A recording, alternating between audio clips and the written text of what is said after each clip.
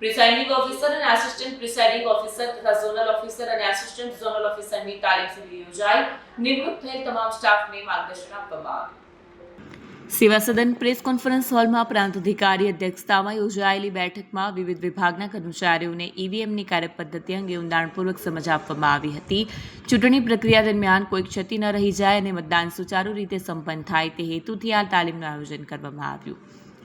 મુખ્યત્વે તલાટીઓ, શિક્ષકો અને અન્ય સરકારી કર્મચારીઓને મતદાન મશીન અંગે ટ્રેનિંગ આપવામાં આવી. મતદારો જ્યારે મતદાન કરવા આવે ત્યારે તેમને કઈ રીતે સહાય કરવી અને મશીનનો ઉપયોગ કેવી રીતે કરવો તેની વિગતવાર સમજૂતી અપાઈ. તાલીમ દરમિયાન જણાવવામાં આવ્યું કે નિર્ધારિત બટન દબાવ્યા બાદ પ્રક્રિયા પૂર્ણ કરવા માટે પીળું બટન દબાવવું અનિવાર્ય રહે છે.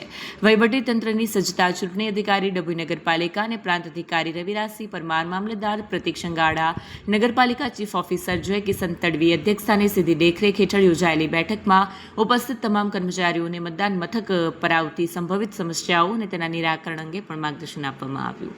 વિડીયો જર્નાલિસ્ટ ફઝલ રઝા ખત્રી સાથે સત્યા ટીવી ન્યૂઝ ડભોઈ.